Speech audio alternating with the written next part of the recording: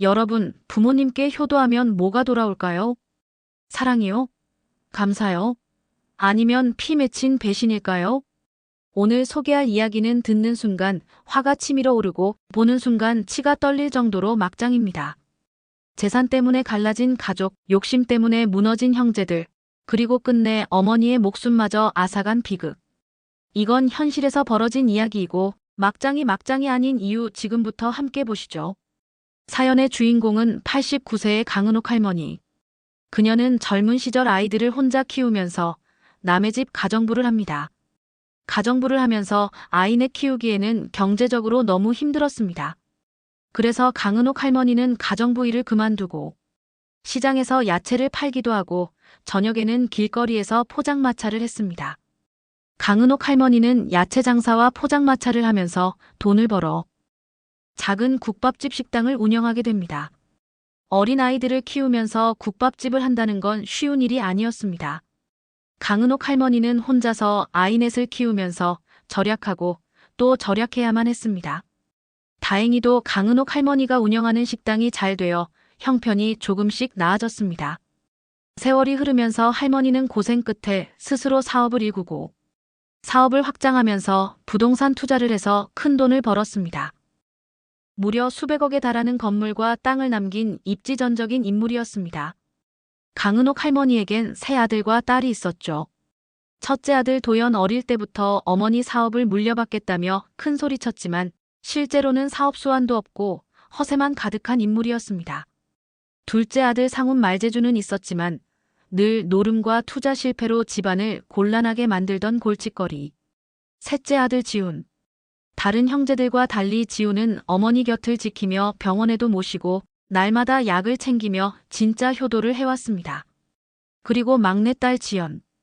지연은 엄마와 가까이 살았고 자주 엄마를 보면서 셋째인 지훈이가 바쁠 때는 대신 엄마를 보살피기도 했습니다. 막내딸 지연은 엄마를 볼 때마다 엄마가 하시는 옛날 얘기를 들어드리고 엄마를 웃게 재미나는 얘기도 하면서 엄마를 즐겁게 해주었습니다. 그래서일까요? 강은옥 할머니는 결국 큰 결정을 내립니다. 넷 모두에게 각각 100억대 건물을 증여했지만 할머니를 모시고 있는 지훈에게는 조금 더 특별한 몫을 남겨주기로 했던 것이죠. 하지만 이 작은 차이가 갈등의 불씨가 됩니다. 첫째 도연은 술자리에서 이렇게 말했습니다. 셋째가 뭔데? 왜 저 녀석만 특별 대우야? 우리도 똑같이 아들이잖아. 둘째 상훈도 거들었습니다. 형, 이거 가만히 두면 안 돼. 우리도 방법을 써야지. 어머니가 정신이 약해진 틈을 노리면 돼. 그들의 분노는 점점 커졌고 결국 어머니의 휴대전화에는 차마 눈뜨고 볼 수 없는 문자들이 쌓여갔습니다. 재산 다시 안 나누면 가만 안 둘 테니 두고 봐라. 셋째 지훈이만 챙기면 후회할 줄 알아라. 강은옥 할머니는 불안에 떨며 셋째에게 메시지를 남깁니다. 지훈아, 너밖에 믿을 사람이 없구나. 조심해라. 그리고 운명의 날, 어느 일요일 아침. 지연이는 엄마가 좋아하는 반찬을 만들어 엄마한테 갑니다. 지연이 엄마를 보자마자 소리 지르며 숨을 헉헉거리고 울먹이며 전화를 겁니다. 여보세요. 엄마가 쓰러지셨어요. 빨리 와주세요. 현장에는 이미 첫째와 둘째가 있었습니다. 이 두 형제는 뻔뻔스럽고 아무렇지 않게 그들은 경찰에게 이렇게 주장했죠. 어머니가 스스로 목숨을 끊으셨습니다. 저희가 왔을 땐 이미 돌아가셨어요. 하지만 현장은 너무나도 석연치 않았습니다. 온몸 가득한 멍, 부러진 갈비뼈, 팔은 퉁퉁 부어 있었고 손목에 남은 시퍼런 자국들. 과연 이게 스스로 목숨을 끊은 흔적일까요? 강은옥 할머니 시신을 보고 경찰은 수상히 여겨 부검을 하게 됩니다. 부검 결과는 충격적이었습니다. 강은옥 할머니의 사인은 외부 충격에 의한 뇌출혈. 갈비뼈가 부러지고 팔도 골절된 상태이고 몸 곳곳에 폭행의 흔적이 남아 있었습니다. 경찰은 수사를 확대했고 이웃 주민들의 증언을 확보했습니다. 그날 밤 고성이 들렸어요. 재산 더 내놔. 왜 셋째만 챙겨? 하는 소리랑 곧이어 할머니의 비명도요. 이제 모든 조각이 맞춰졌습니다. 첫째 도연과 둘째 상훈. 그들은 결국 분노와 탐욕을 이기지 못하고 어머니를 무참히 폭행한 뒤 억울하게도 스스로 목숨을 끊었다고 거짓말을 한 것이죠. 이 두 형제를 법이 가만히 놔둘까요? 밤잠도 제대로 못 자면서 혼자서 자식 넷을 키운 대가가 이거였던가요? 여자 혼자서 이 많은 재산을 모으기엔 엄청난 고생을 한 것을 누구보다도 자식들이 더 잘 알 텐데 어떻게 이렇게 잔인할 수 있단 말입니까? 두 형제는 존속상해 치사 혐의로 재판에 넘겨졌습니다.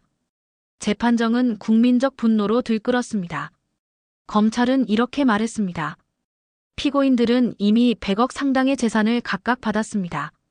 그럼에도 더 욕심내어 모친을 폭행해 숨지게 했습니다. 이 사건은 단순한 분쟁이 아닌 패륜 그 자체입니다. 결국 두 형제는 각각 중형을 선고받고 교도소에 수감됩니다. 그들의 재산은 압류당하고 사회적으로도 완전히 매장당했죠. 반면 셋째 지우는 어머니의 뜻을 이어 사회환원 사업을 시작합니다. 어머니 이름을 딴 장학재단을 세워 가난한 학생들을 돕기 시작한 겁니다. 막내딸 지연은 지훈을 도우며 같이 봉사도 하고 엄마 잃은 아픔을 안고 양로원 가서 어르신들을 보살피는 봉사도 하고 있습니다. 욕심에 눈이 먼 두 형제는 결국 모든 것을 잃었습니다. 어머니의 사랑, 사회적 명예, 그리고 자신들의 자유까지. 반면 끝까지 어머니 곁을 지킨 셋째 지훈과 막내 지연은 가문의 명예를 되찾고 사람들의 존경을 받게 되었습니다. 여러분, 부모의 사랑은 돈으로 환산할 수 없는 것입니다. 하지만 이 비극은 그 사랑을 배신한 자들이 얼마나 처참한 결말을 맞는지를 보여줍니다. 역사는 말합니다. 돈은 남아도 죄는 반드시 따라온다. 그리고 부모를 해친 자식에게 돌아올 결말은 언제나 비참할 뿐입니다. 오늘 사연 여러분 어떻게 생각하시나요? 여러분 자식에게 재산 미리 주지 않는 게 끝까지 부모 대우받는 길인 것 같습니다.